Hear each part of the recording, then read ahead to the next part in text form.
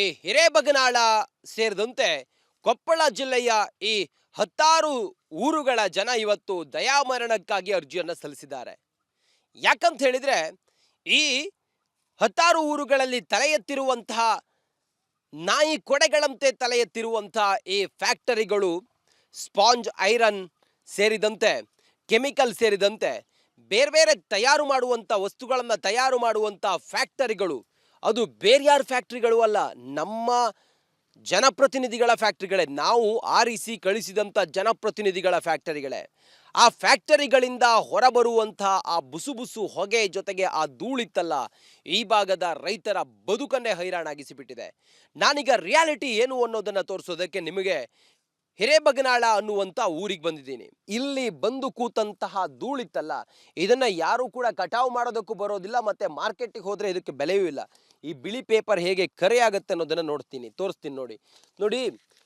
ಫ್ಯಾಕ್ಟ್ರಿಗಳಿಂದ ಬಿಟ್ಟಂಥ ಧೂಳಿತ್ತಲ್ಲ, ಆ ಧೂಳು ಈ ಬೆಳೆಗಳ ಮೇಲೆ ಪಪ್ಪಾಯ ಮೇಲೆ ಕೂತು ಹೇಗಾಗುತ್ತೆ ಪಪ್ಪಾಯ ಅನ್ನೋದನ್ನು ನಾನು ನಿಮ್ಗೆ ತೋರಿಸ್ತೀನಿ ನೋಡಿ.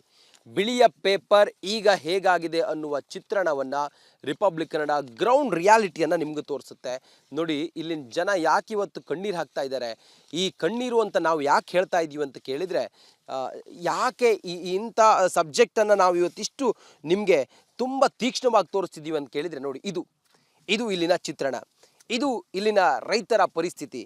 ಇದೇ ಪರಿಸ್ಥಿತಿಯಿಂದಾಗಿ ರೈತರು ಇವತ್ತು ಆತ್ಮಹತ್ಯೆ ಮಗದೊಂದು ಮಾಡಿಕೊಂಡು ತಾವು ಲಕ್ಷಾಂತರ ರೂಪಾಯಿ ಕೊಟ್ಟು ಬೆಳೆದಂಥ ಬೆಳೆಯನ್ನು ಹಾಗೇ ತೋಟದಲ್ಲಿ ಬಿಟ್ಟಿದ್ದಾರೆ. ಕಟಾವು ಮಾಡಲಿಕ್ಕೂ ಕೂಡ ಯೋಗ್ಯವಿಲ್ಲ.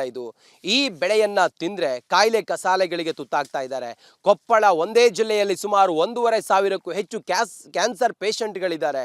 ಹಿರೇಬಗನಾಳದ ಜನ ಇವತ್ತು ದಯಾಮರಣಕ್ಕಾಗಿ ಕೋರಿದ್ದಾರೆ ನೋಡಿ. ಈ ಪಪ್ಪಾಯ ಎಲ್ಲ ಎಷ್ಟು ಮುಯಿಟಿ ಹೋಗಿದೆ ಅನ್ನೋದನ್ನ ತಾವು ನೋಡ್ತಾ ಇದ್ದೀರಾ. ಇದಕ್ಕೆಲ್ಲ ಕಾರಣ ಆಗಿದ್ದೇನು ಕೇಳಿದ್ರೆ, ಕಾರ್ಖಾನೆಗಳಿಂದ ಬರುವಂಥ ಈ ಹೊಗೆ. ಇಷ್ಟು ಕಪ್ಪಾಗುತ್ತೆ, ಇದರ ಮೇಲ್ಗಡೆ ಇರೋದು ಇಷ್ಟು ಕಪ್ಪು ಕರೆ ಹೊಗೆ, ಹಾಗೆ ಕರೆ ಧೂಳು. ಇದು ಇಲ್ಲಿನ ಚಿತ್ರಣ. ನಾವು ಇದನ್ನು ಕೈಯಲ್ಲೂ ಕೂಡ ತೋರಿಸೋ ಪ್ರಯತ್ನ ಮಾಡ್ತೀನಿ ನಾನು ನೋಡಿ. ನಾನು ಇದನ್ನು ತೋರಿಸ್ತೀನಿ ನೋಡಿ. ಇದು ಹೀಗಾಗತ್ತೆ. ಇದು ಇಲ್ಲಿನ ಪರಿಸ್ಥಿತಿ. ಇದನ್ನು ಜಾನುವಾರುಗಳಿಗೆ ಕೊಟ್ಟರೆ ಜಾನುವಾರುಗಳು ಅತಿಸಾರ ಸೇರಿದಂತೆ ಬೇರೆ ಬೇರೆ ಕಾಯಿಲೆಗಳಿಗೆ ತುತ್ತಾಗ್ತವೆ. ಬೆಳೆದ ಬೆಳೆಯೆಲ್ಲ ಹಾಗೆ ಸತ್ತು ಹೋಗಿದೆ ನೋಡಿ. ಇದು ಇಲ್ಲಿನ ಜನರ ಪರಿಸ್ಥಿತಿ, ಇದು ಇಲ್ಲಿನ ಜನರ ಕಣ್ಣೀರ ವಿಚಾರ. ಇದು ಹೀಗಾಗಿಯೇ ಇನ್ನು ನಮಗೇನಿದೆ, ಜಮೀನಲ್ಲಿ ಬೆಳೆದ ಬೆಳೆಯೂ ಕೂಡ ನಮ್ಮ ಕೈಗೆಟಕ್ತಾ ಇಲ್ಲ. ಈ ಕಾರ್ಖಾನೆಗಳ ಕಾರಣಕ್ಕೆ ಸಂಪೂರ್ಣವಾಗಿ ಸರ್ವನಾಶ ಆಗುತ್ತಿದೆ.